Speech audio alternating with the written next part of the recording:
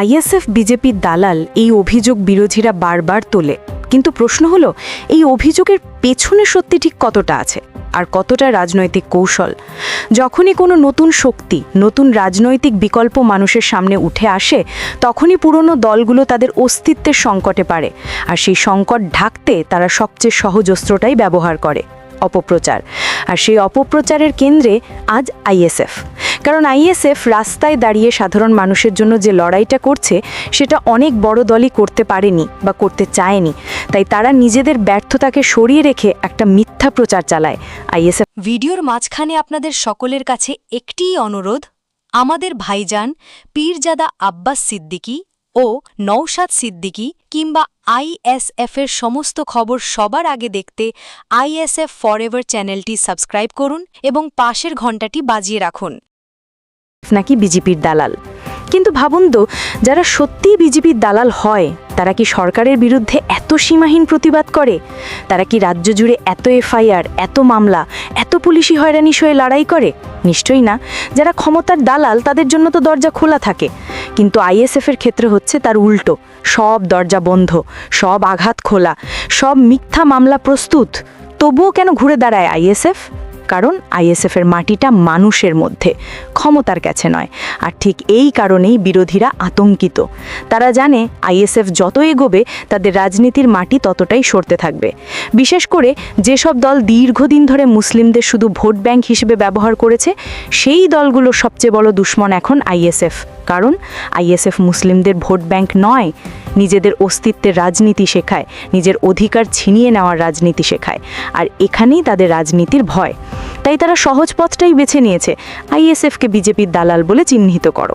কারণ তারা জানে বিজেপির নামটা শুনলেই মানুষ চমকে যায়, রেগে যায়।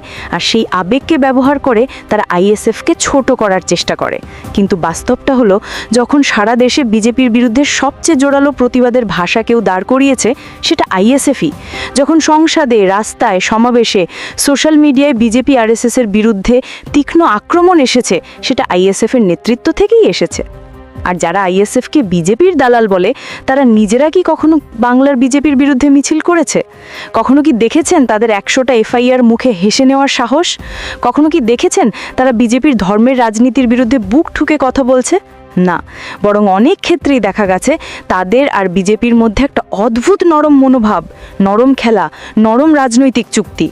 আর সেই চুক্তিকে ঢাকতেই তারা আইএসএফকে সামনে রেখে দালাল তকমা ছুড়ে দেয়, যেন মানুষের নজর সরে যায় আর তাদের আসল মিলমিশে থাকা সম্পর্ক দৃষ্টির বাইরে থাকে।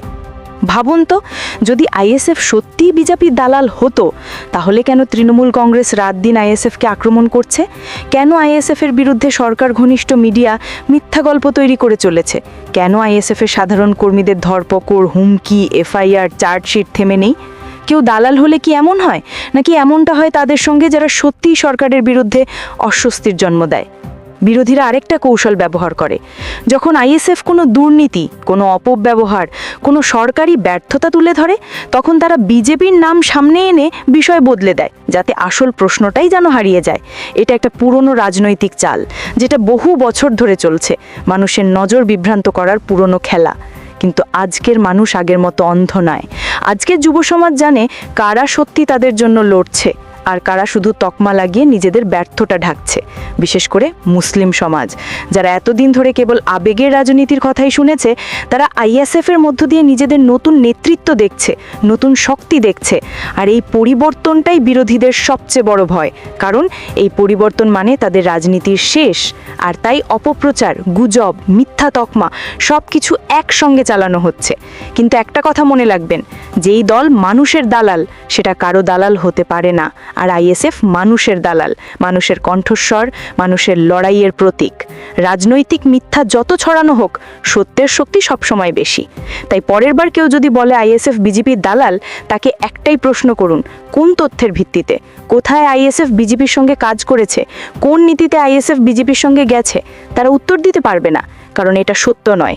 এটা কেবল রাজনৈতিক ভয়, রাজনৈতিক হিংসা আর রাজনৈতিক টিকে থাকার লড়াই। আর শেষের কথাটা খুব স্পষ্ট, আইএসএফ কখনো কারো দালাল নয়। আইএসএফ শুধু মানুষের দালাল। যারা মিথ্যা বলে তাদের জবাব দিন যুক্তি দিয়ে, তথ্য দিয়ে আর মানুষের শক্তি দিয়ে। কারণ সঠিক নেতৃত্বকে দালাল বলা আর সত্যকে ঢাকতে মিথ্যার দেয়াল তোলা দুটোই ভেঙে যায় মানুষের চেতনার সামনে, আর মানুষ আজ জেগে উঠেছে।